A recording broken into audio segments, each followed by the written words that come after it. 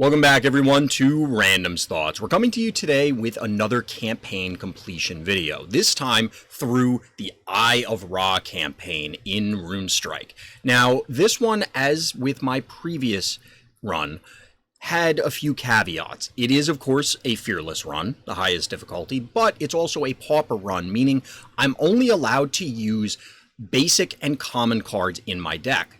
But one additional condition was added to the whole thing. What was that? Well, I'm only going to use the starter heroes. And in this case, I managed to use Crowe from Fight 1 all the way through Ra. And spoiler alert, we got there. So let's talk about how I went from this screen to this screen. Let's jump into it.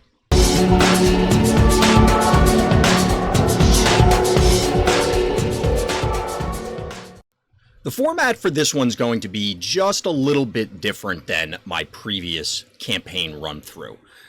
How's it going to vary? Well, you'll see. To give you the highlights, it's going to be broken up instead of grouping things by the various trials. I'm going to split it up by each fight, and the reason for that is this. As I went through the campaign, I started out kind of hot, as I did in the one through the Jupiter trials. The problem here is that when I hit certain challenges, it did necessitate deviating from the original Crowe build. Now, you'll see here on screen that I have it labeled as Crowe default. This was what you start out with, or at least I'm pretty sure it was. We'll talk about the list momentarily, but to repeat where we're going to go with this, after I talk about the list, we'll go to a fight, and then we'll talk about the next list if I had to deviate from it for the next fight, and try and throw some of the highlights out there for you so that if you're trying to get through the campaign, either through this fearless run with the starter cards, as I did, or you're just trying to get through it at all, hopefully it'll give you some tips and tricks so that you can succeed. So let's talk about the initial Crowe build. Just to repeat, this is what I'm pretty sure was it. I accidentally overrode a bunch of decks. I'm like 99% sure that I didn't do that with Crowe, but full disclosure. However, we did manage to stick to the rules that I set forth at the beginning, meaning that we're only going to use commons, we're only going to use basic cards, and it has to be either Crowe, Magus, or Brienne as the champion. So when we look at the individual cards, when I started this challenge, I actually didn't even have all of the abilities unlocked. As you can see, I still don't even have Cover of Night. I initially only started with Deadly Snipe. Eventually, in the course of actually completing the campaign, I was able to unlock Scavenge, and to be honest, it was pretty key in a few different late-run boss fights. Could you complete it without Scavenge? Possibly. I feel as though you would be up against it and you would dramatically increase the number of attempts, just because there are times where you have enough blood to be able to scavenge and maybe it buys you a turn and turns the tables. However, you're going to end up unlocking it because, to be honest, I didn't really play Crowe prior to this. So just by virtue of playing the campaign, you're probably going to get there anyway. As mentioned, I don't have Cover of Night, but really Deadly Snipe was a big deal on almost every boss. It's essentially a free card. It's a removal card every time, of course, but it's very important to ensure that you're able to keep pace with some of the bosses, remove their threats, whatever's necessary. So as for the actual cards, Duskbolt is actually pretty passable. It's fine. The drain means that you're gaining the 2 no matter what, even if you hit a 1 health enemy. Clearly, there are a number of enemies that you're going to be able to pick off, but it also could go face. It didn't really come up all that often when I was playing through the campaign, but it could. There were a number of times where I just missed finishing a boss on an attempt by 2 health. And if I had the Duskbolt in hand, I would have been able to close it out. Unfortunately, I had to reattempt, and then we got there in a different fashion. But Duskbolt is pretty good and is worth considering even if you're making changes to this base list. Next one up is Highwayman. This was often a card that was cut. I'm not a huge fan of the 1-drops in Runestrike overall, let alone Highwayman. Now, that being said, there were certain fights where it could come into play. I'm thinking Set. My build that I defeated Set with did not include it, but I could see you using it because you're going to need to, spoiler alert for that fight, play multiple threats in a turn or present multiple minions in a turn simply because of Set's newfound ability on Fearless. Ultimately, you're probably going to have better choices here. Next up is Entangle. Entangle actually played a big role in both the set fight. I'm going to keep harping on that because I'll save the somewhat hilarious number of attempts for when we get there, but let's just say it's a lot. A lot. A lot. So, Entangle is pretty important. Obviously buys you a turn, gives you time to address a enormous threat, finish off an existing one, put something in range so that your combat will get there. It has a lot of flexibility and basically was in most versions of the build, regardless of when I changed it or not. Now, Guilt Thief is one of those cards that's just awful. Awful. It almost never did anything of value. It frequently died because the AI would just play something in front of it. It's like, oh, well, I'll just eat the attack. By the way, the AI has an enormous health pool, so the 2 damage probably doesn't matter. Anytime I changed the deck, this came out. There was almost never a reason to keep it in. And I did make an effort to try and, I should have said this at the beginning, but I did try and make an effort to play the default deck at least a handful of times to get a feel for the boss. So that does play into some of the loss numbers, which we'll talk about later. Next up is Plague Swarm. All around passable. I'm comfortable keeping this in the deck depending on which boss you're against and what you're trying to accomplish. Given Crowe's abilities, it's not uncommon to get into the card advantage role where you are the control deck and trying to get there. Eventually, you get there in the long term. You drain the AI of their resources, their cards, and then you end up closing the game out. The problem with that is a lot of these fights involve some RNG factors, and it doesn't always play into your favor to go that route. So Plague Swarm may or may not play in. Next up is Bloodscent Wolf. Love this card. Very happy with it against pretty much all the fights. There's a couple, including the last fight against Ra, where you don't really want it, which seems counterintuitive, and I'll explain when we get to Ra. Now, Mastodon. Mastodon was very useful. Blitz is the best keyword in the game. I've said this a million times. If you've watched any of my other stuff, listened to any other time that I've talked about virtually any game, Blitz and the various keywords that are the same across other games, pretty much always the best keyword. I don't think I've ever played a game where it wasn't. At least where it wasn't everything by default had Blitz, something like that. Archer Adept was okay. Archer Adept does allow you to play that more controlling game. It's a decent-sized body. You know, you don't hate yourself for playing it. You can set up scenarios where you end up sniping something, either to clear a path or, again, like we're talking about with other cards, set up favorable combat.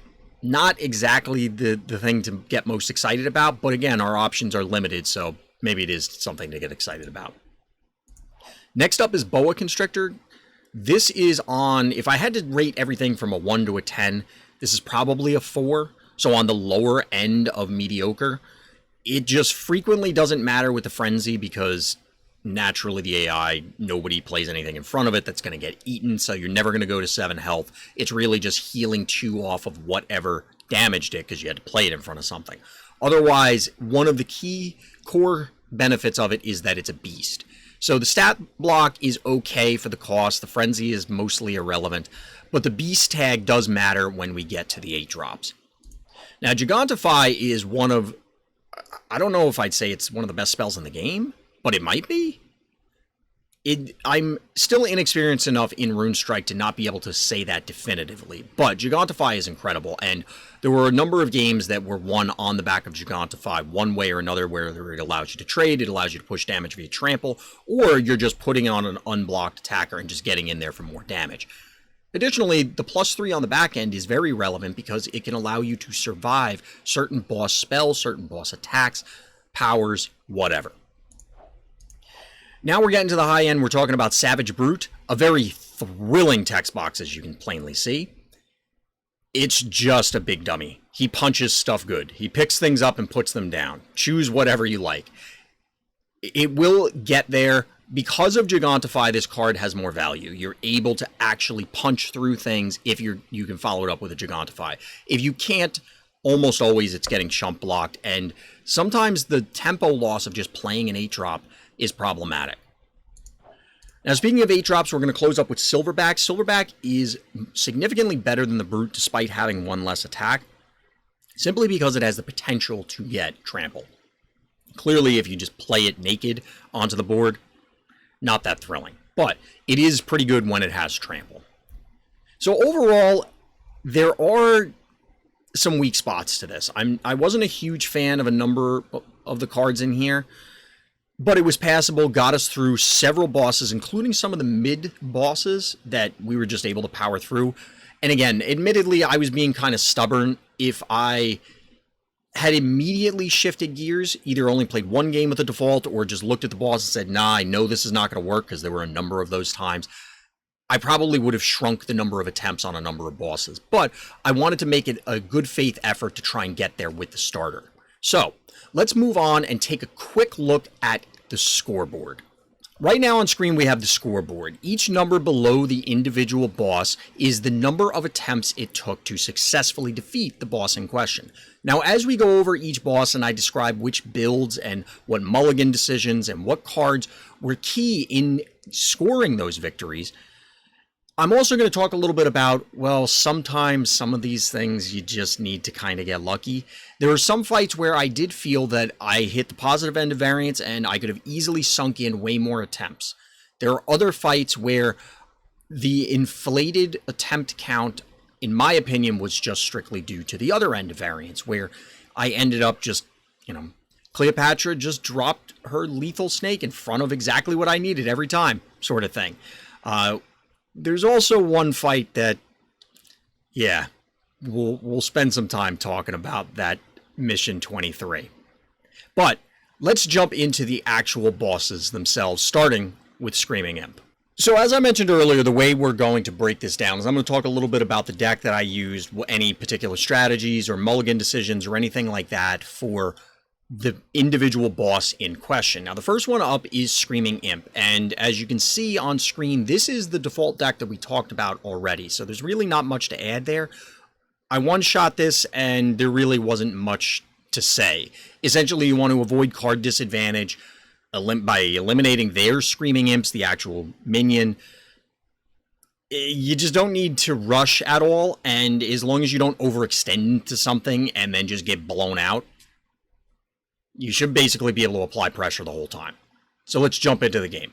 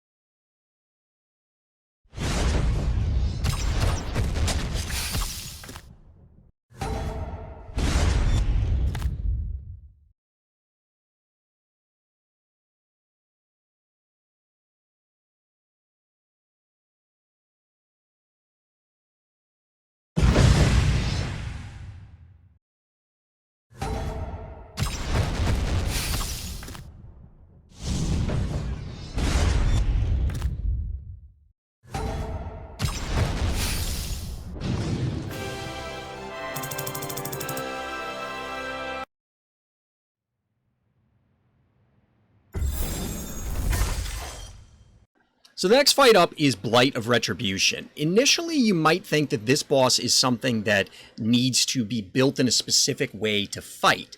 It does, of course, punish spells. However, I didn't need to. It just didn't really matter. Ultimately, I did take a loss on this, mostly due to just kind of not paying attention to what I was doing. You clearly want to minimize your spell plays. You do have to apply pressure because clearly the chip damage will get there against you. And you want to save your A1, ability 1, the Deadly Snipe, to be able to remove Lavamancers, because otherwise they could present a serious issue. They'll gum up the board, they'll wipe your board, and of course they're going to deal damage to you. Other than that, you just kind of do the normal stuff, play a regular card game, and win. So let's take a look.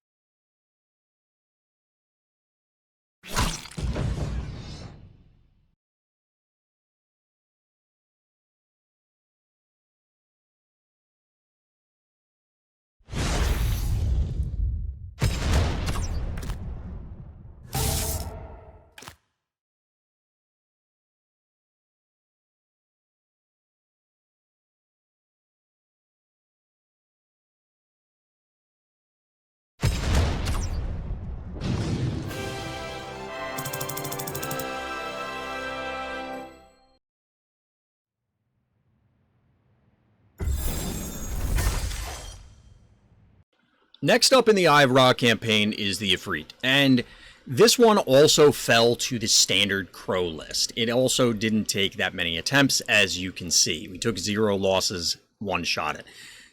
It's another one similar to the Blight where you want to minimize spells, although it's not even as punishing since you're draining blood.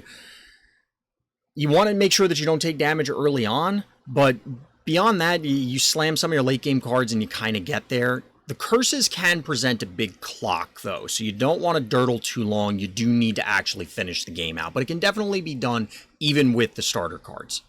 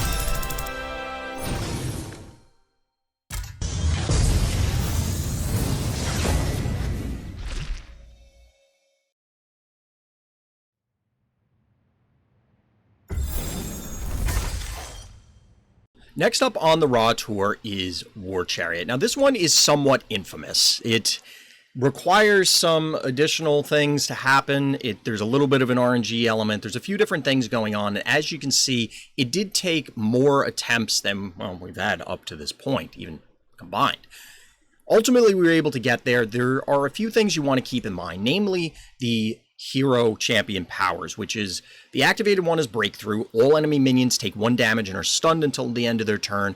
And then, of course, the continuous, infinite, however you want to look at it, ability in Spiked Wheels. This gets introduced on Fearless, where now the War Chariot has Strike, deal 2 damage to 2 different random enemy minions. Grand total of 3 if they activate both, and you can dodge that somewhat by trying to manipulate the scenario in which War Chariot appears to utilize their activated ability, which is specifically when they're able to remove things. Now, you're only going to have so much control over it because they're going to play minions, they're going to play other cards, and you still have to advance your board. So sometimes you're going to walk into it and you just have to hope that it works. There's, of course, a little bit of luck because there is the word random there in one of the abilities. In general, you want minions that are greater than 2 health, although 4 is nice because then you can avoid the, well, not avoid, but survive both the strike ability as well as the activated ability.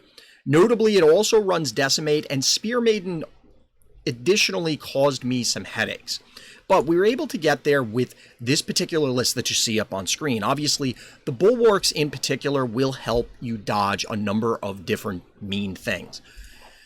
The Great Bond allows you to get around the stun somewhat because, oh, well, this minion's going to die either to the strike or I get the feeling that they're going to have, or the War Chariot, rather, is going to activate their ability. All right, well, I'll Great Bond now, or just set it up for a future turn, and then that skeleton minion will be able to attack immediately, ignoring the stun on the previous one. Other than that, we were looking for things that will, at the very least, survive, such as Hired Steel, the Blue Hags. Obviously, I've mentioned before, Blood Scent Wolf and Mastodon are spectacular. They will tank the strike hits, at least. Hoplite is whatever, it's cheap. It allows you, though, to flood the board, which can be important because at a certain point, you will just need to get there, and if you pump out enough minions, you're able to just push damage and therefore close the game out before a lot of these bosses, not just War Chariot, but all of them, they close the game in their favor because they seem to have the inevitability and that they have all these powerful abilities and effects and cards that you don't have access to when you're running with these sort of restrictions. The Bola Scout, while it won't survive the strike if it gets hit, does decrease the damage input, I guess, best way to put it. So it was okay. You could arguably run Dread Pirate to try and reduce their blood count to dodge that in another way. Zombies have Resurrect, so again, similar argument to Great Bond, where if you run these out there, yes, they might die, but you're not that far behind. You're still able to continue snowballing a board to try and defeat the particular boss. Gigantify and Hammerfist Giant are very much just, okay, these are good, we'll run them. Hammerfist obviously innately survives attacks and effects, whereas Gigantify makes something else survive, as well as pushing damage. Sickle Stalker's just good, so we're just running it. That's pretty much the list, so let's jump into the actual boss fight.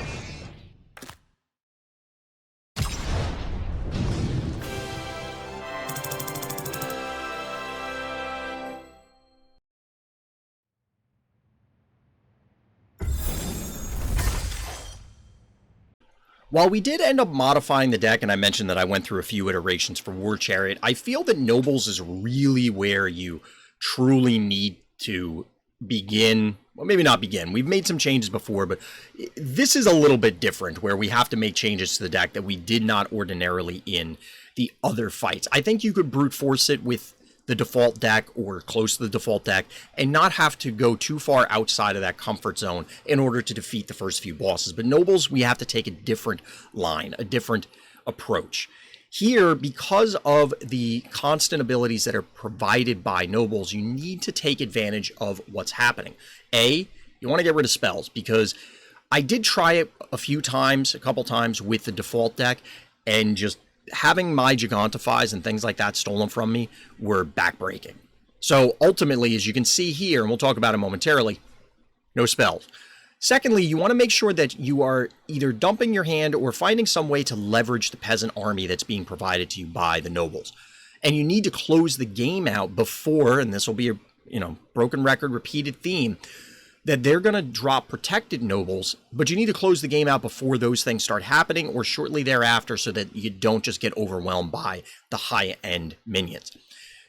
In general, the nobles are relatively slow and will make some weird plays with their stun power. Now, that is true across all the bosses, where they sometimes just do some boneheaded things, but also will occasionally catch you unawares because they make a bunch of weird plays that make no sense, and then all of a sudden, bam, they hit you with something that's just like, wow, that's actually a really good play. I'm impressed. So you do want to be mindful of the 5-drop cavalry that could come down, as well as the 7-cost sweeper that comes out of this deck, or this opponent. So you want to just be careful at those particular breakpoints. But they don't seem to have trample in any capacity, so you can just kind of chump block their big things and continue pushing damage in the other lanes.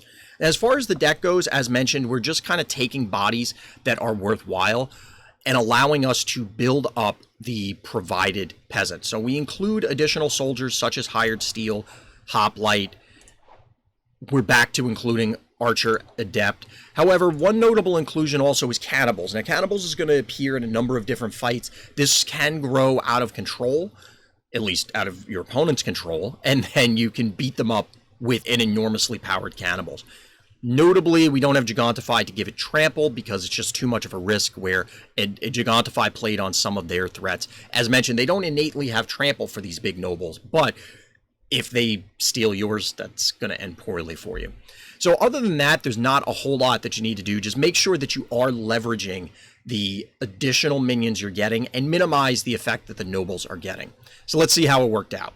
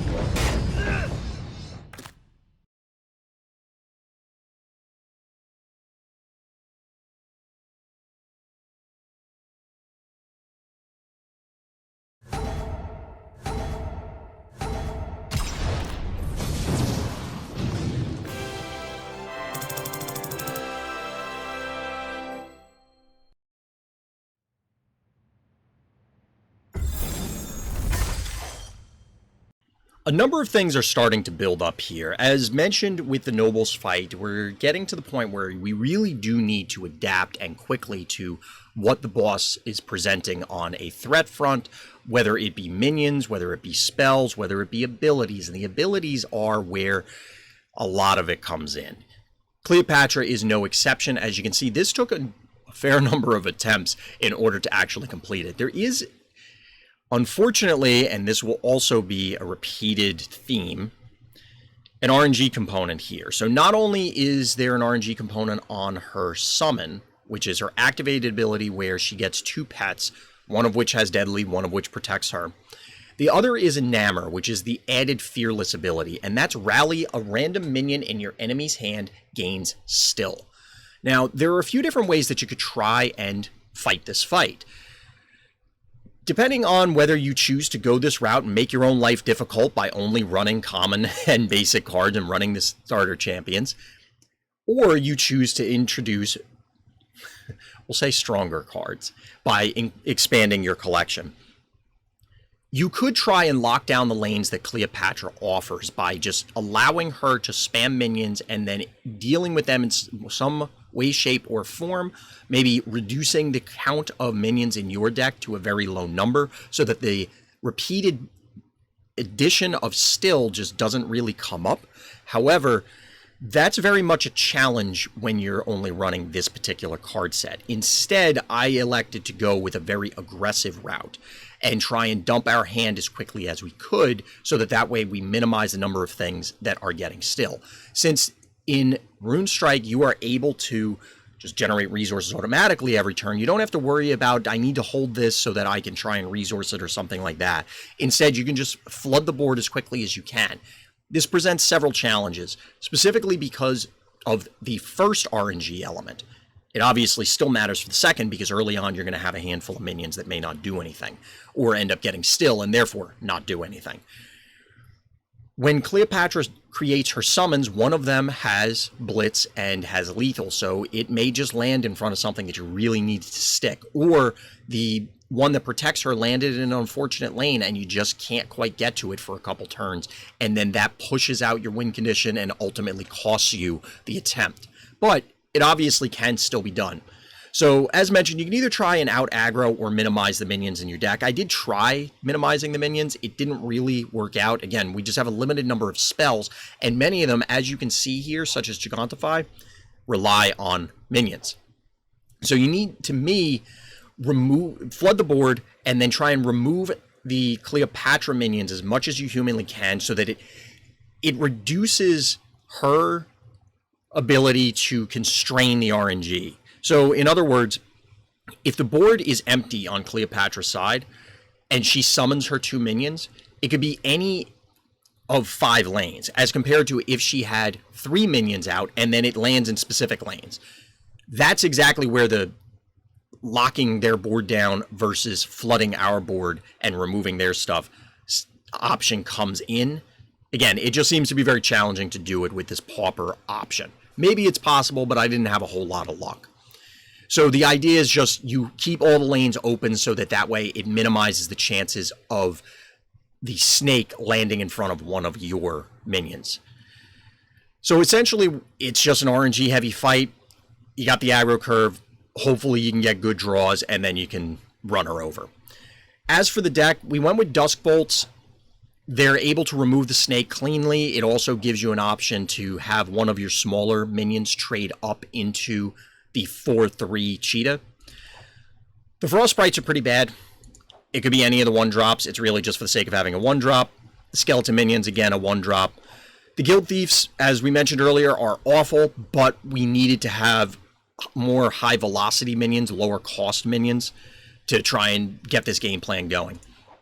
The Feral Beasts, I'm not a huge fan of them, of course, over the course of this campaign, simply because there's a lot of RNG elements where it just may not build itself up, but we were looking things lower end of the curve. Zombies, as mentioned before, will survive, so even if the snake lands there, it also, just in general, if things go wrong, you can guarantee that you still have a board. And then Mastodons and Sickle Stalkers, of course, have Blitz. So let's see how it worked out against Cleopatra.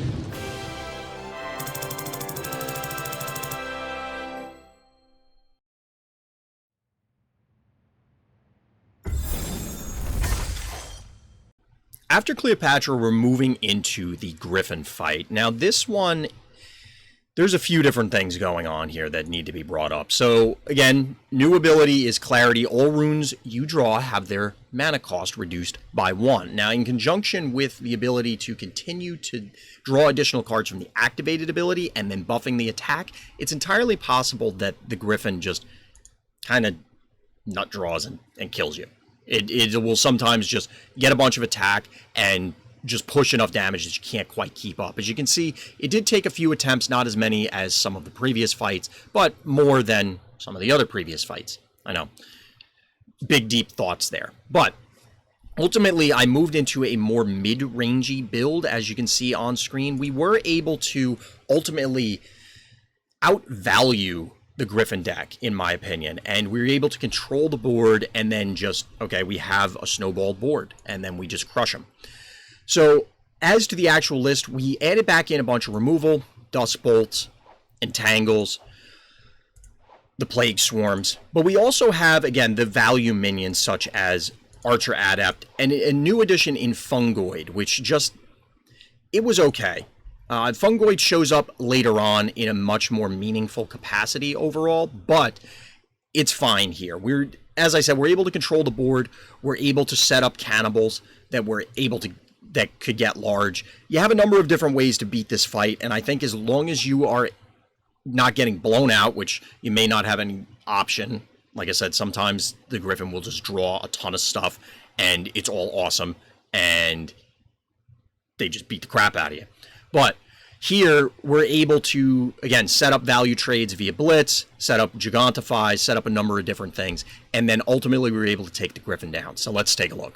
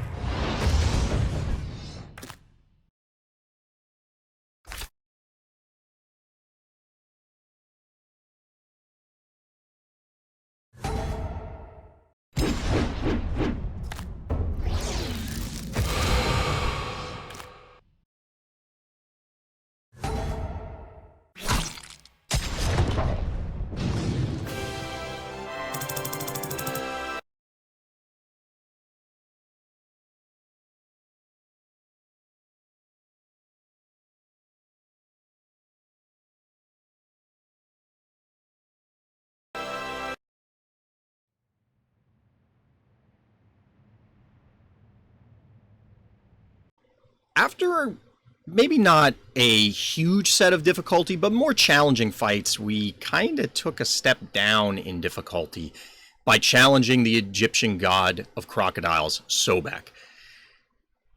I don't have a whole lot to say. Here are my notes on the Sobek fight, and I quote, "Just remove petrified eggs, one with base stack." There's really not much to this. I just didn't, there wasn't even a challenge. It didn't even appear that there was going to be a challenge. It was not one of those fights where, oh, well, we one-shot it, but we got lucky and we wouldn't have made it. But it just didn't matter. Whoops. Let's take a look at Sobek.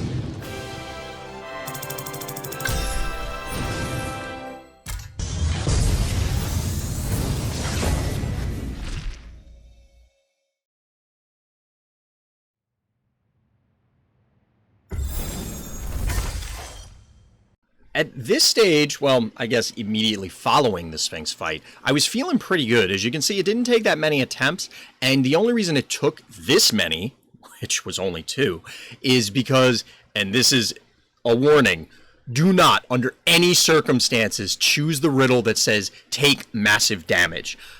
On my first attempt on Fearless, I just said, I didn't do this on the other difficulties. Let me see what happens. Well, I was at 73, and I just immediately died. So I don't actually know how much damage is considered massive, but it will probably kill you. So just don't take that option. Take any of the others. It doesn't matter. Now, the Sphinx does introduce Enchanted Vambraces, which is Rally, Draw a Rune. And then obviously their 4-cost activated ability is the Riddles. Realistically, just play well, quote unquote. Just, I took a card advantage route with the base stack. You know, you just efficiently traded, push damage where you could. You didn't have to go crazy, and you just take down the Sphinx. So let's take a look.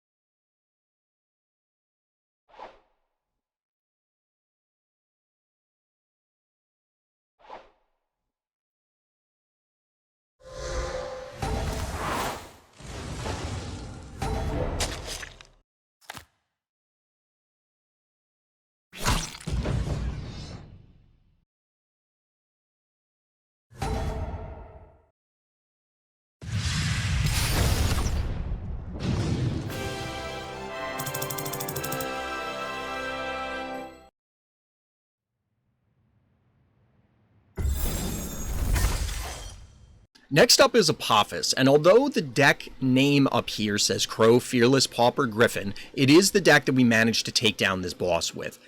Although we had a few easier fights comparatively preceding this one, unfortunately we had to spend several attempts in trying to take down Apophis. There's a few different reasons for that. One of which is the fact that there is a constant clock on you. The activated ability from Apophis for 3 blood will give your champion suffer 2. And then on top of it, the new Fearless ability is Serpent Speed, which is each time you summon a beast from your hand, give it Blitz and Drain. And don't be fooled, it only affects Apophis. It doesn't help you in any way. So not only is there a consistent clock, there's also the opportunity that things that don't innately have Blitz now suddenly do. And we've talked on many occasions about how powerful Blitz is as a keyword. On top of having Drain, it can be very difficult to race the boss. However, you do need to be going for the throat all the time. You need to maximize your damage every turn, because even whiffing once could cost you the game, either due to the stacking debuffs, the Drain, or the combination thereof. Now, there are a few notable things that the Apophis deck will utilize, including the 10 mana spell that will fill all lanes with undead, as well as just stacking up all of these mean things. You have to be able to keep pushing damage. So again, like I've said for other bosses, it feels like you just need to get there. Although we did run a more mid-rangey build, you have to keep pushing damage. The mid-range came in simply because we kind of needed to survive the hits from the Blitz minions and be able to continue pushing over the things that the enemy deck was presenting. But we did end up getting there after not too many attempts, and that's, for me, skewed a little bit given the context of some of the other bosses. But let's go take a look.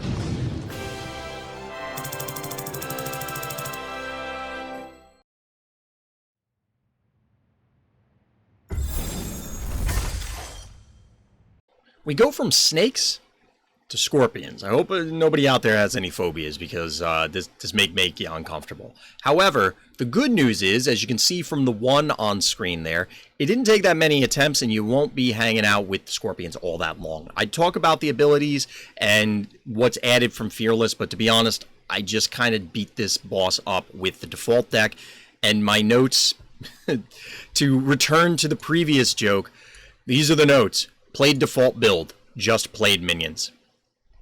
There wasn't really a whole lot involved. Let's get on to the game.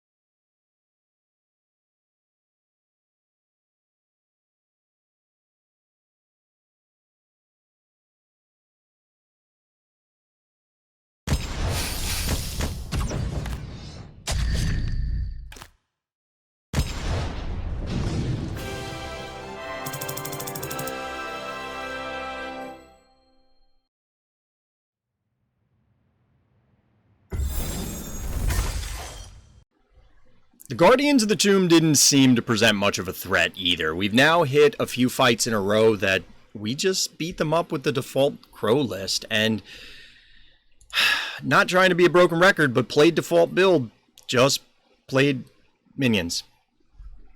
There's really not much to talk about here, and we might as well just get right to the fight.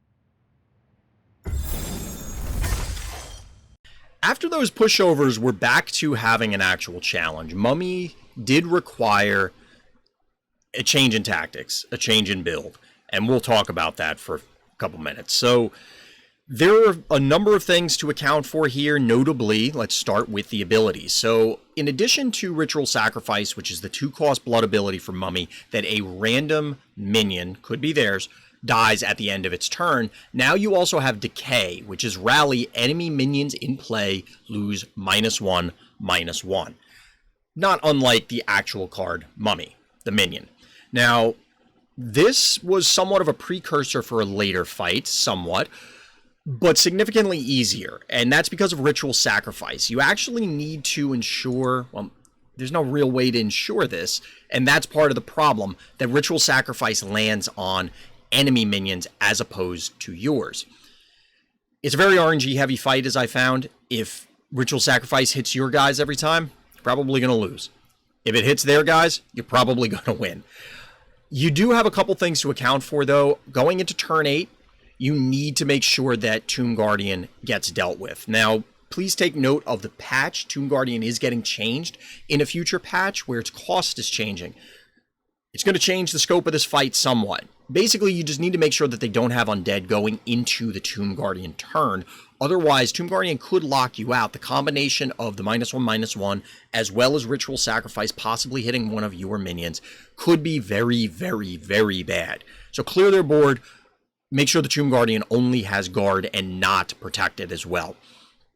Secondly, it's likely that they're going to have Rise the Undead on turn 10, similar to the Apophis fight, where they're going to fill up all their lanes with minions, specifically undead. Ideally, you have some sort of board so that you can punch through it and close the game. I made a bunch of misplays, but realistically, the random destruction landed on their guys, so it didn't matter, which kind of underscores the RNG element for this fight. Let's go take a look.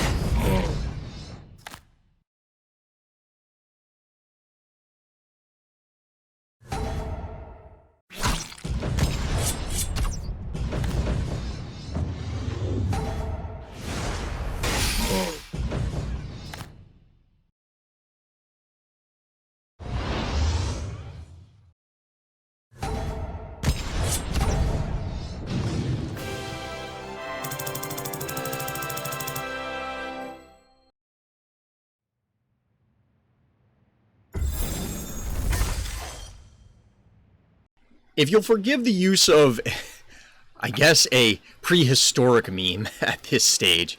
Yo, dog, I heard you like RNG in your boss fights, so we'll put RNG in your boss fight so you can boss fight with your RNG. Or something like that.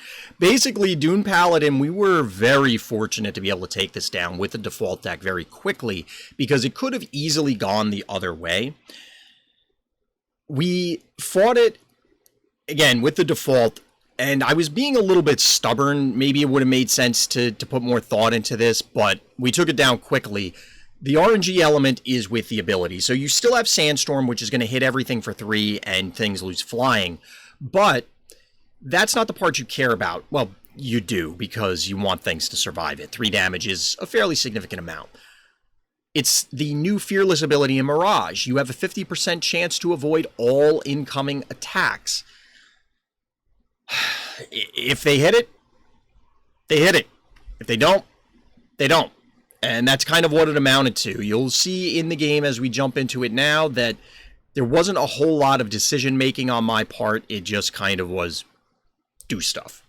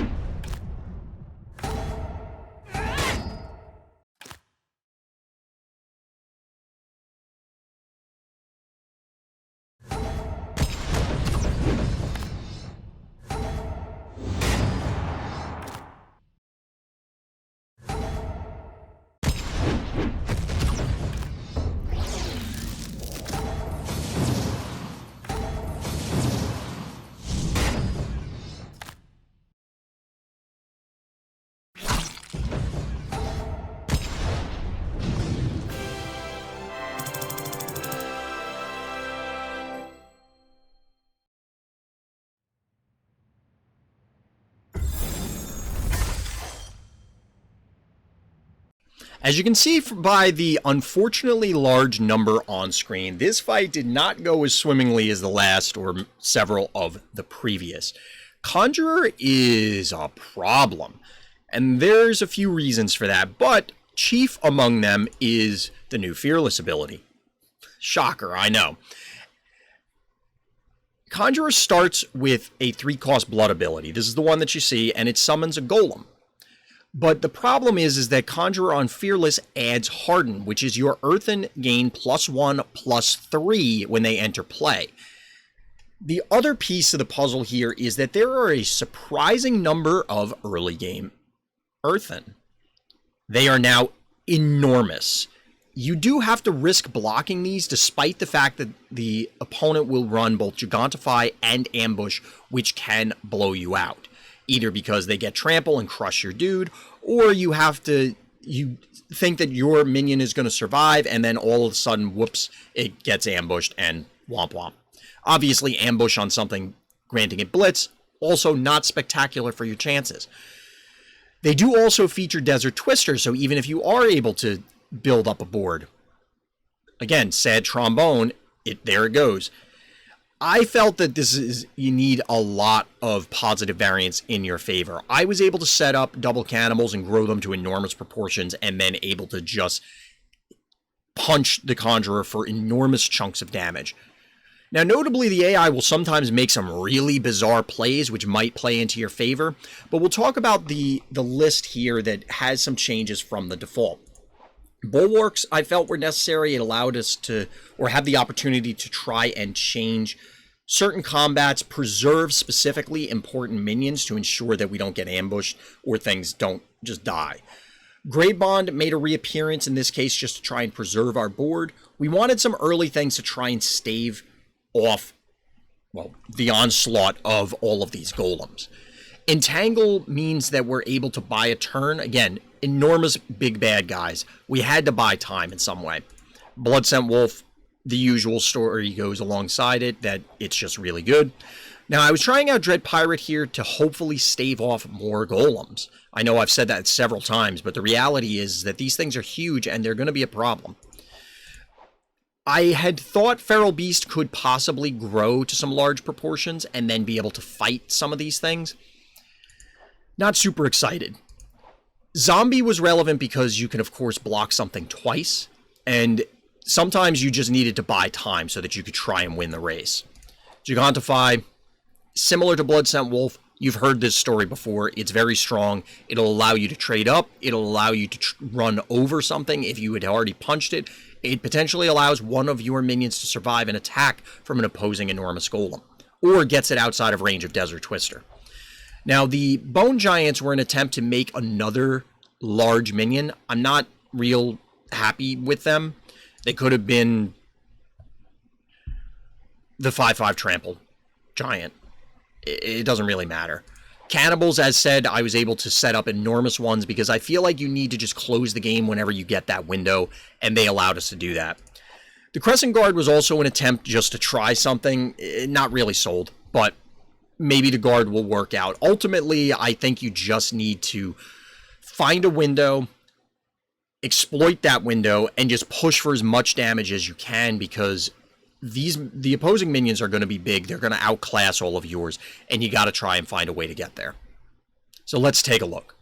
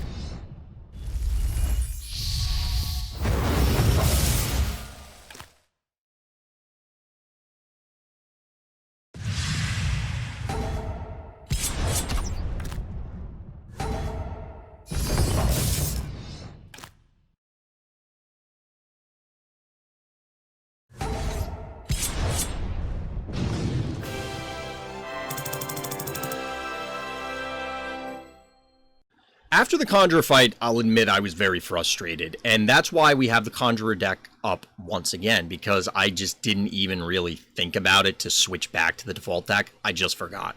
So we switched over to the Conjurer build for the Sandworm fight.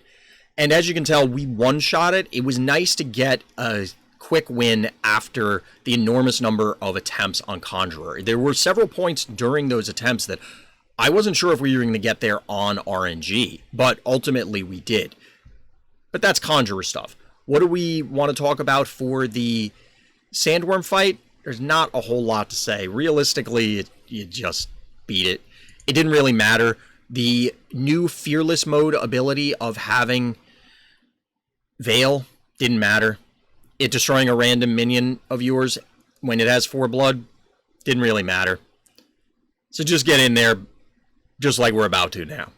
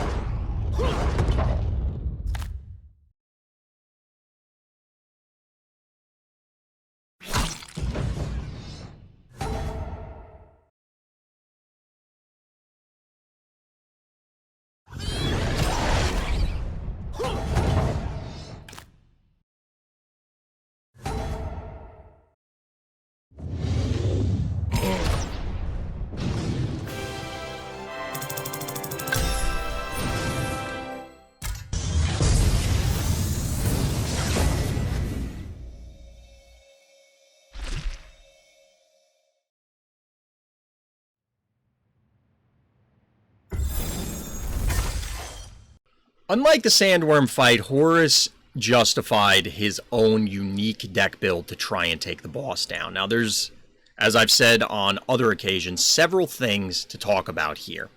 Now, let's start off with a few different cards, and then we'll talk about the abilities. So, the Horus build will feature Tartarus. It'll feature the 6-cost 3/6 Spirit with Drain. It also happens to sport Bright Song and Arcane Overload. To be perfectly honest, it feels like this deck is impossible to outvalue. You're not going to get there in the late game, in my opinion. It also features the ability to conjure a powerful rune, which is a big sad trombone moment because you're probably going to get blown out by whatever it is.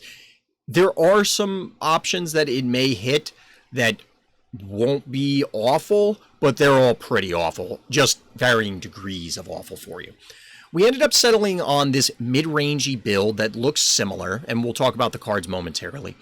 But I was just trying to play around Bright Song and other sweepers. Realistically, you need to Gigantify and Trample to try and push damage through blockers, just get there. And you gotta, again, find a window to close the game out because I don't feel that you can realistically rush it down, but you also simultaneously can't outvalue it, so you have a very narrow opportunity to try and close the game. You may ask, why can't you outvalue the deck? Why can't you rush it down? Well, let's talk about the abilities that are featured on Horus. You do have a 3-cost that shows up on the earlier difficulties that summons a Spirit Falcon. Oh, by the way, it gives it +2/+1, so it's a 3/3 with Evade, Flight, and Speed.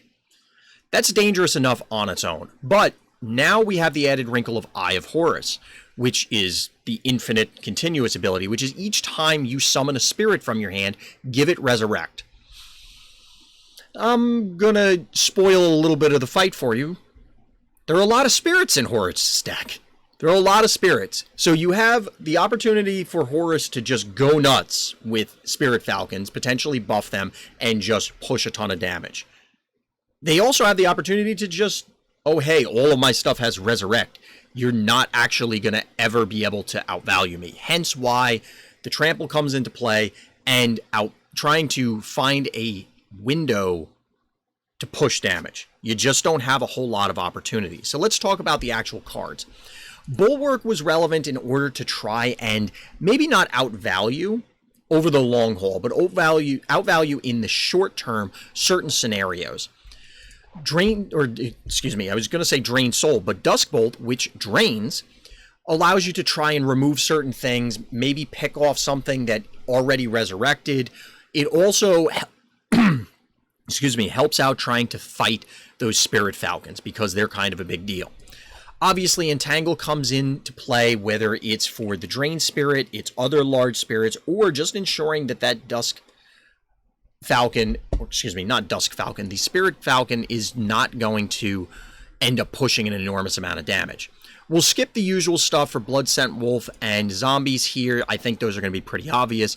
I elected to include Cave Spider here because it was big enough that if we got into play, it could one-shot, air quotes, one-shot the first half of the Drain Spirit. Because it has 6 health, you could punch it for 4, put the Suffer on it, it'll reanimate, and then you can punch it again. That was at least the theory. Gigantify, we've obviously talked about, as well as Hammerfist Giant with respect to Trample. Cannibals made a reappearance again. We just needed, again, to find that sweet spot where we can play big minions such as Savage Brute or a trampling Silverback. Even a non-trampled Silverback is an option, but clearly you'd prefer to have the Trample. We do have the added beast in Cave Spider again to try and enable that.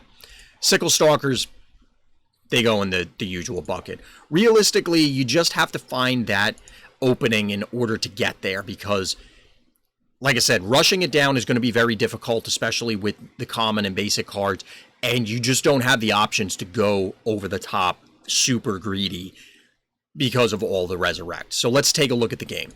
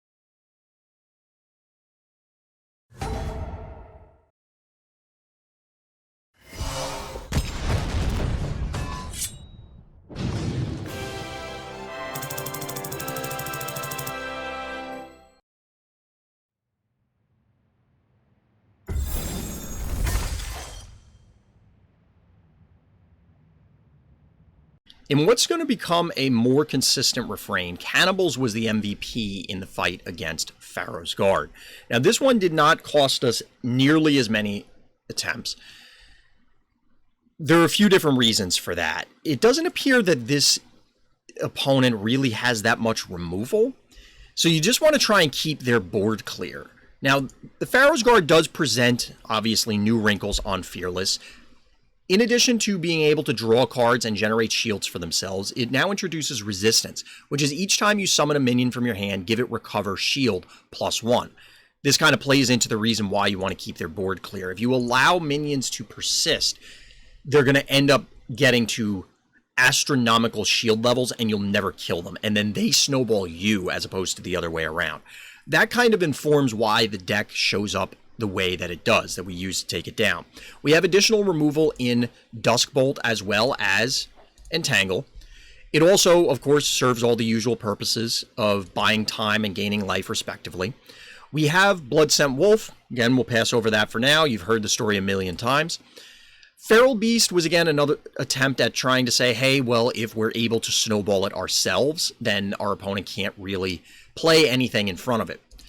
The Scorpion was introduced in order to try and combat the shields and try and keep them under control. Cave Spider, because of the Suffer, doesn't really care about your shields, much in the way a Honey Badger wouldn't. Gigantify, usual story. Sickle Stalker, usual story. As mentioned, Cannibals was kind of the MVP. It can just grow out of control. We're already on this game plan of we just want to eliminate everything you're playing. So, hey, why not make one of our minions enormous in the process?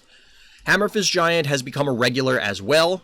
It's just efficiently statted for what we can get at this rarity level and within the context of the challenge.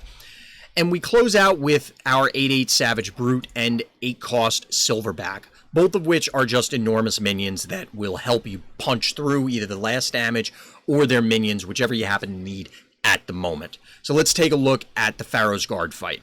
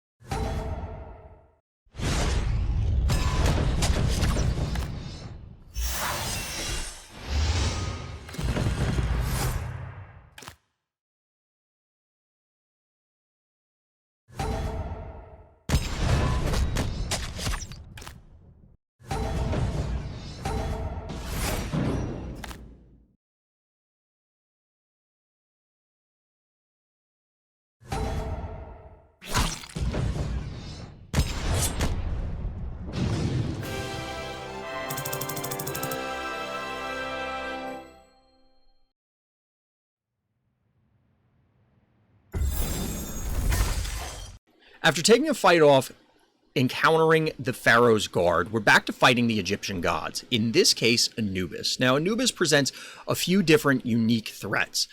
The new wrinkle is Book of the Dead, which is the ongoing ability for this particular boss, and it's your minions trigger their bury abilities twice. Now if you've fought Anubis before, you recall that their activated ability for 6 transforms a minion into an avenging angel, so they could put on a clock very, very quickly. And that's before you consider getting bury effects more than once. So the key here, of course, is to try and leverage and take advantage of Anubis's own bury effects. Whether their minions do or do not gain shields, whether things are preserved or not. Obviously, if you have the option, try and get rid of things so that way they don't get turned into an angel, because it could be very bad. You can, of course, lose to some RNG here, because if there are specific bury triggers that come out, you end up in kind of rough shape. And I will note, at this stage, I had unlocked the second ability for Crowe. As you can see, it will generate some life for you. Scavenge is target an enemy minion. When it's killed, you restore health equal to its attack. That plays into a number of different things, because you're able to actually try and stabilize against the damage that comes from Avenging Angels and other effects. You can stem the bleeding to some effect, or to some extent, excuse me. So here we're going to take a look at Bulwark. Usual answers, we try and manipulate combat in our favor. Generally, a lot of these things are exactly what you'd expect, but I will point out two things. One, the Bone Giants reappeared. Not super enthusiastic about them. They're okay. Fungoid it also shows up. But really the big thing here is Earth Elemental. The attempt here was that, oh hey, they're going to have Avenging Angels. I can block them and prevent some of the damage. Did it work out? It was fine. It was okay. But ultimately, you just have to try and play around the berries. Do your best. Make the best effort to try and leverage what you can, where you can, to score a win. So let's take a look at the Anubis fight.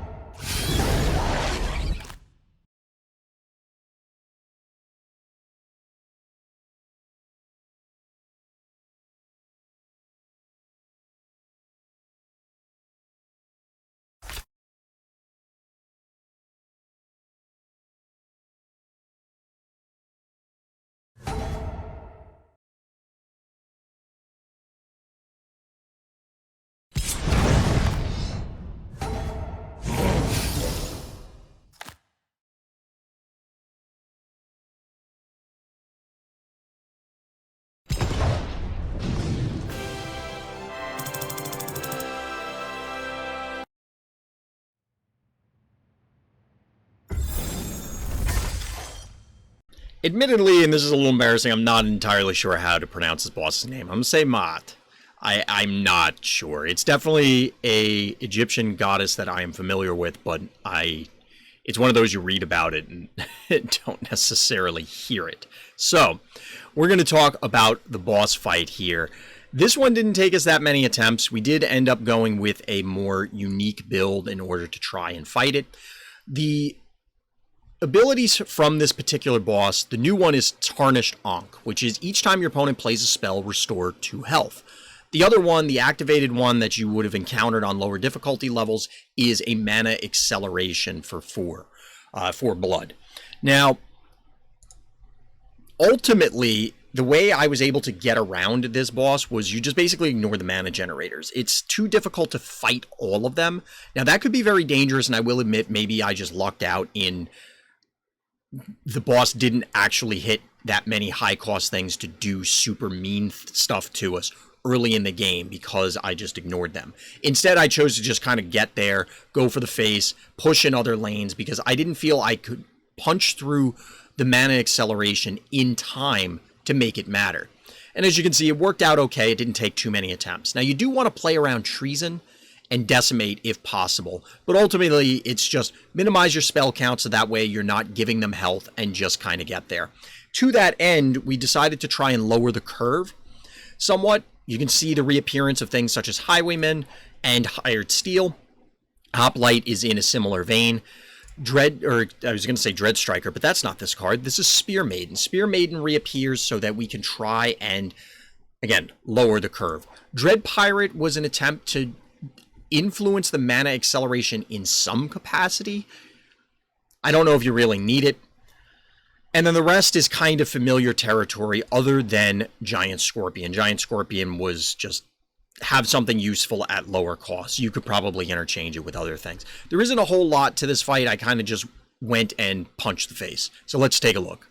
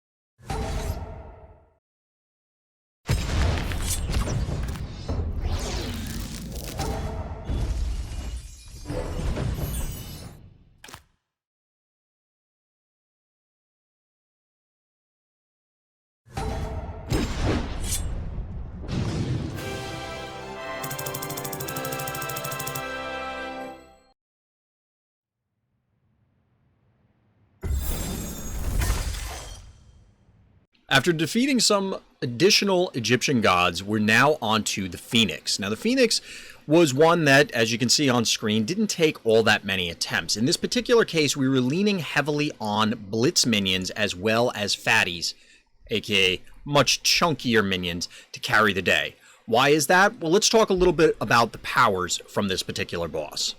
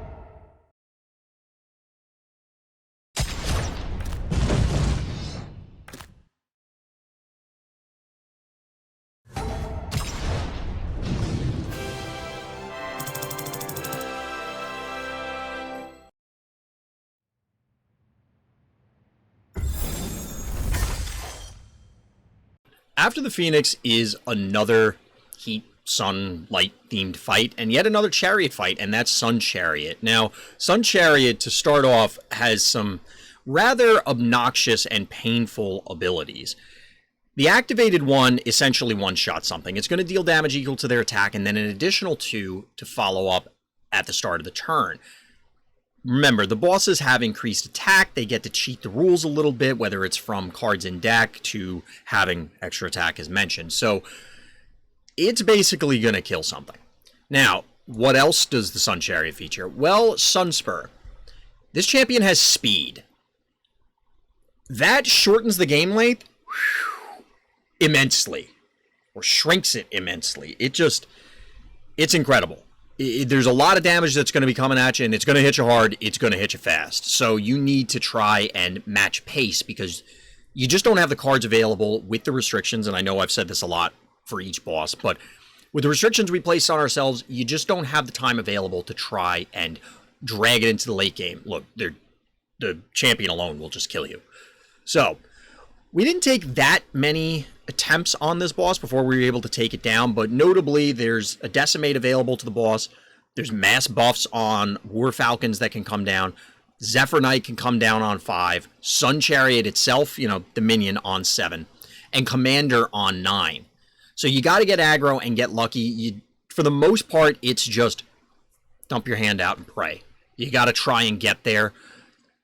You can try and trade things when you have to, but ultimately, if you're not pushing face damage, like I said, you're going to fall behind. In that vein, we have Dusk Bolts to try and help level out some of the disadvantage there, plus clear a path. Aggro minions, Entangles to try and buy time. Obviously, again, more aggro minions, Blood Scent Wolves. The Bola Scout, I'll call particular attention to because obviously stunning the champion has a much larger impact in this scenario than it might ordinarily. Otherwise, you're just preventing, 5, 6, however much damage, depending on what the boss's abilities are. But here, the speed is significant. You're saving yourself what would be 2 attacks against any other boss. It's only 1 overall because of the stun, but it's that amount of damage. So you're buying yourself more time. Other than that, it's just as many aggro things as you possibly can squeeze in. So let's jump into this rather quick fight.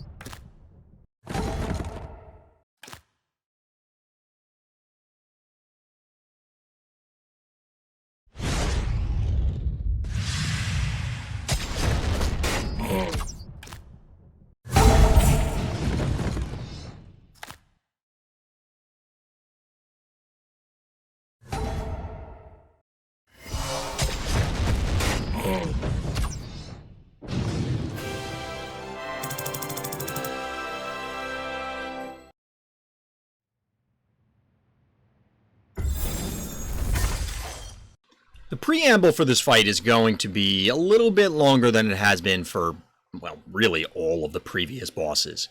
Set is not a joke. Set is, well, I guess Set is kind of a joke because you can't help but laugh at the almost insurmountable futility that is this fight.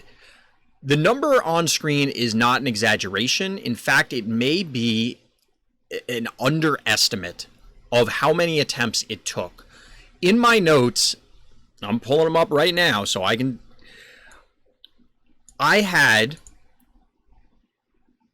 187 before I started deleting the recordings because I ran out of hard drive space. I was verging on running out of hard drive space, keeping them all, because I was using it to just keep track of, okay, how many attempts were there. After that, I, refreshed, started keeping track of other ones, had to get rid of those. And then I was just periodically over the course of several days just trying a few attempts here and there. So I'm fairly certain this is very close to accurate, but it could easily be closer to 300. You could end up making 1,000 attempts on this or more. It is an intensely RNG heavy fight, And it's super obnoxious. Why? It centers basically around the two champion abilities. The first one summons Tartarus. Tartarus, for those that are not familiar, is a 6/6 that when it comes out, Warcry, deal 4 to everything except itself. All minions and all players. So that includes Set as well as us. Oh, by the way, its Berry ability is the identical thing. So basically it's going to sweep the board twice. Okay, that sounds bad enough. What's the Fearless ability? Every turn, Set is going to kill a random minion of yours. So not only can you not really progress and snowball a board, you can't just go all in on a single minion to avoid the Tartarus. Because either if you go wide, you'll get swept by Tartarus. If you go tall, you're just going to lose it to the other ability. So you're stuck in this no man's land of having no good options, on top of the fact that realistically, your basic and common cards are not good options. You can't out-aggro them, and you can't go over the top. Now, we've said that about other fights before, but this is taken to the next level. You just can't really do anything. And in fact, that was the winning strategy, doing nothing.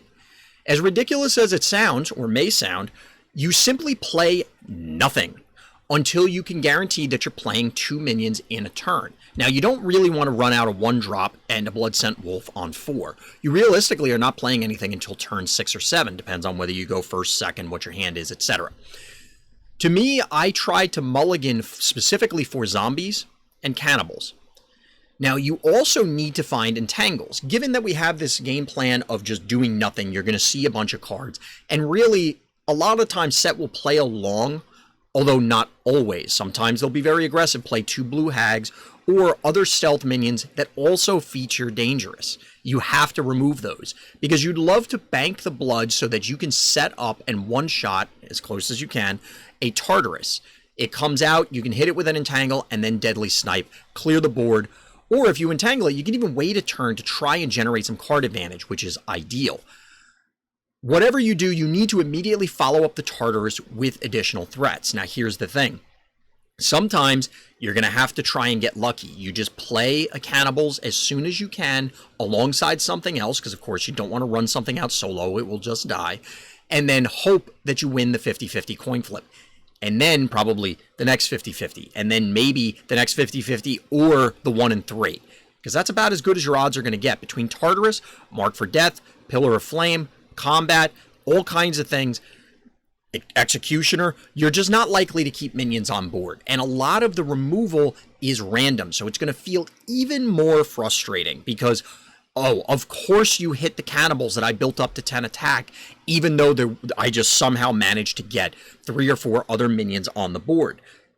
Here's another factor. There doesn't seem to be a rhyme or reason as to when Tartarus comes down. There are times when Tartarus will be played onto an empty board. There will be times when Tartarus is played on a full board. There will be times when it's an incredible card disadvantage situation for Tartarus to get played because, for whatever reason, Set decided to play an Executioner onto an empty board, another 4 health minion, and then Tartarus them away for no rhyme or reason. You do have a number of 5 health enemies that in this patch are 5 health, but for example, Harpy is going to be 6 health in the next patch. Another thing to take note of, because a lot of them could be one-shot by Deadly Snipe. Now you're going to need extra help to do that, or force a Tartarus to damage them in some way, and then you can take them down with something else. But again, you want to primarily focus the Deadly Snipes on the Tartarus. Now, your second ability in Scavenge will factor in to heal yourself at various points. Why? Well, Tartarus obviously is pouring out 8 damage at minimum every time it shows up, and it's likely to show up 2 to 5 times per game, depending on how long you can last. Usually you won't last to the 5 end. There's also the 10-drop demon that will conjure demons. You could also lose to RNG elements there because sometimes it'll hit Cerberus, and Cerberus has 15 health. It's kind of a sad trombone moment. So, ultimately, I settled on this list for a few different reasons. One, I felt we needed early drops. The Dagger Slayer helps drop those 5 health minions into range where Tartarus will kill them, either from the Warcry or the Berry. Obviously, you could also just slap it down alongside other minions. Having it down alongside other minions means that at least you're reducing the chances of the important thing getting killed. Whoop.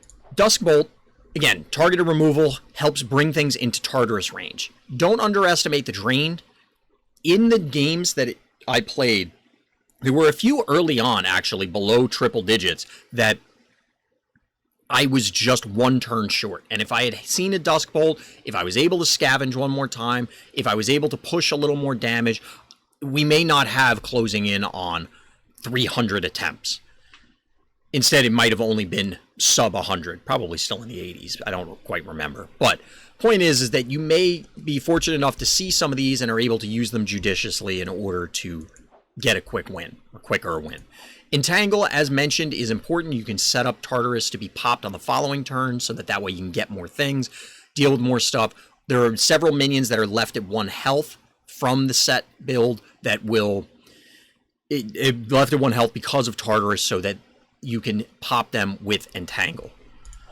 Bloodscent Wolf is very relevant because you need to be able to snipe multiple times. You do need to be able to set up Scavenge. So hitting it at crucial intervals is just kind of, did I find it? But ultimately, when you play it, you need to make sure, again, that it's coming down alongside other minions. As much as you can, you need to play multiple minions in a single turn, or it's just not getting there. Bola Scout is really just to reduce damage. Again, you're going to take an enormous amount of damage from Tartarus. There are several minions that have Dangerous, so any damage mitigation that you can get is great. You'd prefer all of the effects that we're talking about, whether it's damage to bring minions in range, the damage prevention here. You want them attached to bodies so that you can play them, again, alongside other minions, protect ones that are relevant. Dread Pirate isn't absolutely necessary. You obviously mess with Tartarus being summoned. However, as stated earlier, for the life of me, despite playing several hundred or a few hundred games against Set, I do not understand what causes Tartarus to show up. It doesn't seem to have any rhyme or reason. It just happens. So causing them to lose the blood, there's no guarantee that they would have even played it on that turn, aka you're not necessarily evading it, so you could hypothetically have a more useful body. That being said, there aren't a whole hell of a lot of those. I did experiment with the Scorpion because it comes out and deals damage. You know, there are a few different ways that you could try and combat the boss. Or the summons. The minions. Not summons isn't quite an accurate term. But Dread Pirate is fine.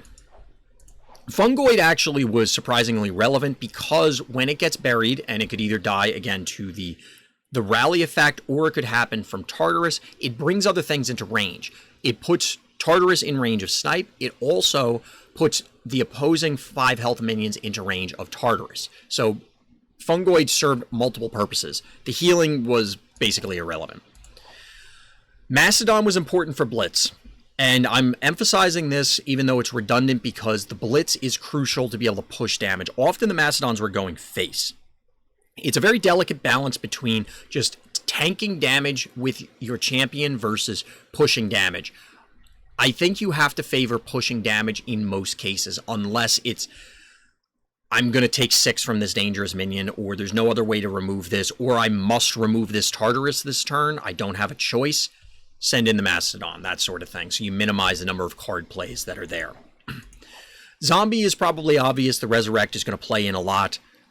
It's a fine turn 3 play, even if it's solo, because obviously you'll be able to build the board up from there. You could follow up the next turn with a mana orb into multiple things, or, you know, however it happens to work out if you happen to have 1-drops. Zombie just gives you those options. Sickle Stalker, again, similar to Mastodon, is crucial for pushing damage as well as eliminating specific things. I was not opposed to sending in a Sickle Stalker on 4 as the only minion in play in order to remove a dangerous enemy. Dangerous being the key word, because those are the ones you'll see early in the game. It's, again, a very tight dance between soaking damage and pushing damage, and I found if you allow some of those things to exist early in the game for too long, the damage is just going to rack up. And then, oddly enough, while this boss, just like the others, will make some just absolutely boneheaded plays. I don't know how else to describe them. They make no sense. they will sometimes end up killing you because they'll play a Tartarus, or had a Tartarus from a previous turn, summon another one, annihilate their own Tartarus, which will then set off a chain reaction, kill multiples, and then end the game unexpectedly. Obviously, playing a number of games, I saw those coming after a while, but it's bizarre to me that it will make these complex, we'll say more experienced, higher level plays, but then do things like play two minions onto an empty board and then Tartarus them away for no reason. I don't get it. Moving from there, Cannibals, once again an MVP. There were a number of games where I almost had it, where Cannibals just dodged all of the removal. And that is, unfortunately, one of the valid ways to try and fight this, is you just simply play Cannibals alongside something and cross your fingers and hope to hit a bunch of coin flips in a row. Not really what you want to be doing, but the fact of the matter is you got to get the win somehow. Lastly is Hammer Fist Giant. Again, damage, it's suitable. One other thing I'll call out, you'll notice that there are no higher end things than 5. Why? Well, you can't play a 6-drop and something else effectively in the same turns. Obviously, it gets worse as you go farther up the curve. There was some consideration to some of the 6-drops at various points, either for guard or other effects, but the bottom line is that I wanted to maximize my chance to be able to play 2 things in a turn. If you go to the 8-drops, obviously that's not really happening. Yes, you could play a 1-drop, or if you included 2 drops, and I tried hyper-aggressive versions, I tried super late-game versions. Obviously, we have this pseudo mid-rangey thing. Realistically, I think you just have to get lucky, and this is the fight. I mentioned earlier that there were other ones where I heavily considered just giving up on the whole idea, and I didn't think it was going to happen, but we were able to, in a very unexpected game, I just went, oh my god, I'm actually going to win next turn, because there were points throughout points makes it sound like it was an uncommon occurrence. It was basically every game past 10 or so. So very early on, where I was just kind of playing the game like this and just doing things, clicking on things, playing stuff. And maybe I demoralized myself to the point where I could have gotten a win earlier, quicker, faster, whatever. The problem is, it is just a soul-crushing experience fighting set. It's just ridiculous, and I can't emphasize that enough. I can't overstate it. I don't think it's possible. It is just intensely RNG heavy, and to me, it's a super sour experience for the entire thing, and I don't want to... We'll do closing thoughts at the end, but set weighs heavily on my experience for this campaign. So, we'll show you the one win I got out of nearly 300 tries.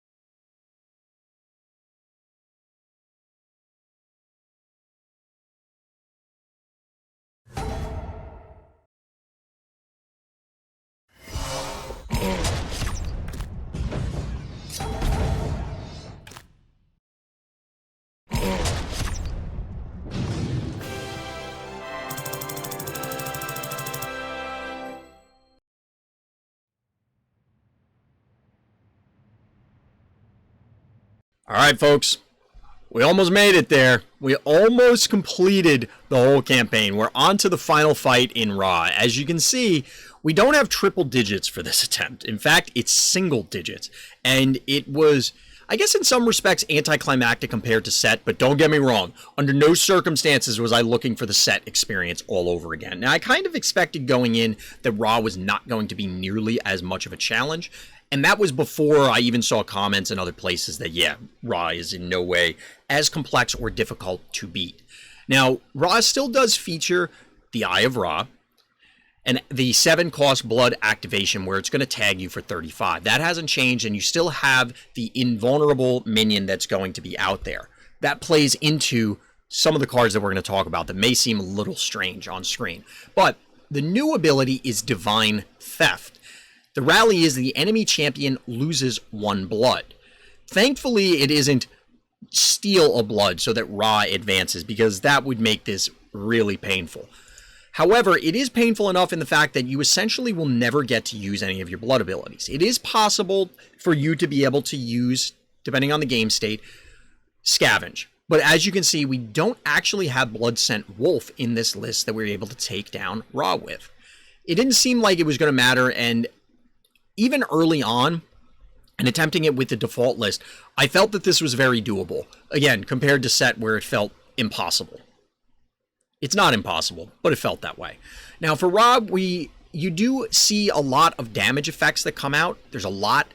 You want to exclude cheap, low-cost minions from your deck. There are a couple in here, but it didn't seem very valuable. You certainly don't want X1s, although there are Sickle Stalkers in here, but they're Sickle Stalkers, so we decided to include them.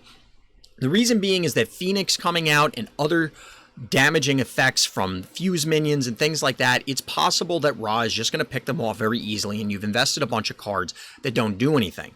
Additionally, you need to seriously chunk Ra for a lot of damage. You need to hit hard because you don't have access to 5 lanes. You only have access to 4 to push damage. The reduction in lanes plays in directly into this build, but there are a few things to keep in mind. One is that you need to end the game before Ra activates his artifact more than once, or his minion more than once. You take 35 damage. You can't really sustain through that if you take 70. Realistically, by that point especially, Ra will have pushed other damage in other ways. 2, there are blood generators from the Ra deck. Hopefully you can dodge those, because if he gets them, then that leads directly into the first point of hitting it multiple times. There's a lot of incidental damage. Also, expect that Ra is going to play Set. He's coming back again to ruin our fun, and or Apocalypse, meaning that your board is probably going to get cleared, so you need to make sure that you're pushing damage quickly despite having the higher curve here, or a relatively higher curve. So let's take a look at the deck. Like we were saying, Bulwark comes in to try and prevent damage, ensure that things are surviving, that random damage that gets thrown around, or other damaging effects that Ra produces. Duskbolt clears things out. There's actually a shocking number of things that can be just straight up eliminated by it. You just need to make sure that the RNG is in your favor so that it isn't removing things from your side of the board. We're going to come back to this guy because I want to emphasize it. Entangle is all the usual reasons. Mastodon has Blitz. Now, Mastodon is a unique case because you often want to use it when you're able to remove something from the board, or you're able to follow it up with a Gigantify. The problem is that Mastodon just doesn't present that much of a threat. In fact, even the 4-attack minions such as Cave Spider and Sickle Stalker verge on not presenting enough of a threat or enough damage for you to push everything, because again, you're going to get your board cleared probably on 10, and if they happen to see blood generators, you may not have a whole lot of time in order for you to take down the boss before they build up to another 7 blood and tag you for 35.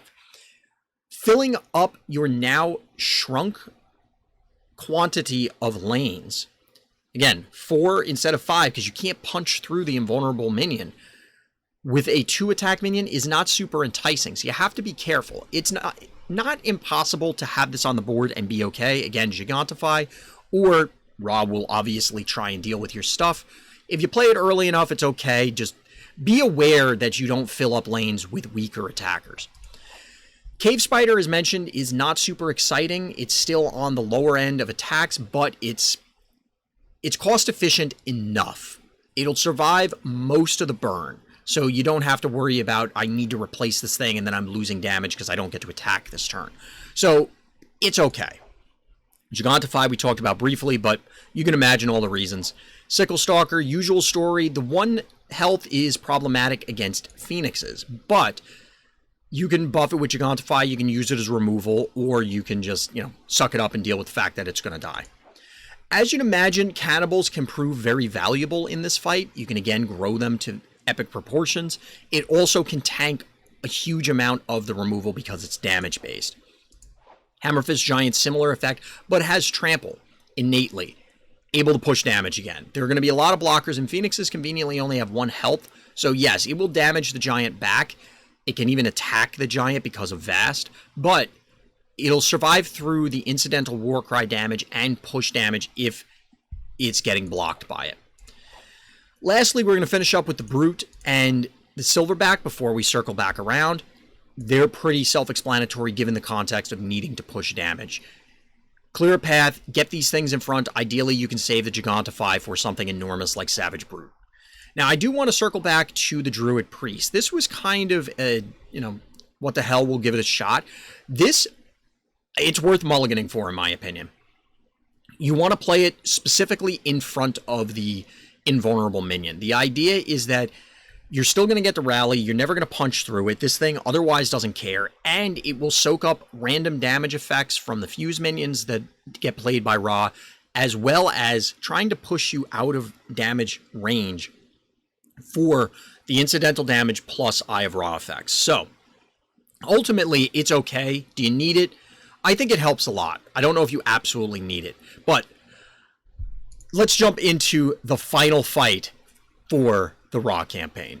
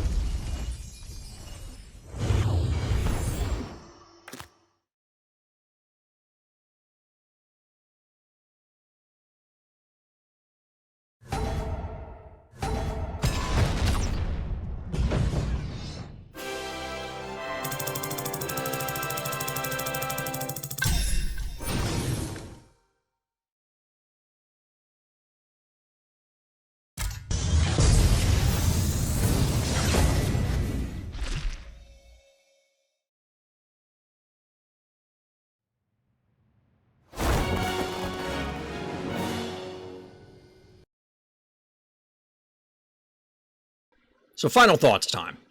What do I think about the Eye of Ra campaign overall? Well, as I mentioned earlier, it is heavily influenced by the set fight. That fight was so miserable that it actively detracted from the entire thing. Now, we did this to ourselves in every respect, really. I was going to say most respects, but realistically, every single respect. We chose to go in with Pauper. We chose to go in with Fearless. We chose to only utilize the starter champions. And we kind of paid for it on that fight. There were other ones, as I mentioned throughout the course of the breakdown, that ultimately I thought were not doable without severe RNG, heavy variance in our favor. And that's kind of how it worked out, one way or the other. Either we got lucky early on or we ended up having to invest a number of attempts. But there's a big difference between 40 attempts, let's say, and verging on 300, or hypothetically more, like I was saying before. Putting set aside, I think this was significantly more challenging overall, definitely required much more investment, much more strategizing than the initial campaign. Now, admittedly, we ran through the initial campaign with Ogma, a very aggressive build, and with the exception of the Cerberus fight, we're able to basically just cruise through everything for the most part. I think if we went in with the starter champions, we'd have a different story to tell for the Jupiter campaign. However, if we took Ogma into this campaign, I think we probably would have cruised through a number of the fights also, because many of them felt if we simply were aggressive enough, the boss would not set up and we would be able to take them down. Would that still be the case on set? Possibly. The problem is that you would likely run out of cards, get board swept by Tartarus, as opposed to being blown out by Rally. Now, ultimately, I think if you were to run through either campaign with not necessarily a full collection, but a normal collection, we'll say, not specifically trying to do this right off the bat, I just started up an account, let's get in there, I think that you would have clearly significantly more success. Taking it a step back, going to the 10,000 foot view, whatever your idiom of choice is, I think it was a fun campaign. It's definitely interesting. As I said, it required a lot more mental investment than it did in the first one, despite the caveats, additional caveats on this one and some of the ones on the first campaign. I definitely recommend people trying it, just unless you enjoy bashing your head against brick walls, and I wouldn't recommend it. Maybe consider something else for the set fight. But that'll do it for now. I appreciate everybody that got through this whole video. I hope it was helpful. If you have any questions or anything, feel free to let me know in the comments below. Definitely hit the subscribe button if you're not already subscribed. There's going to be more Runestrike content coming down the pipe. So as always, everyone, thank you for listening. Thank you for watching. And Black Lives Matter.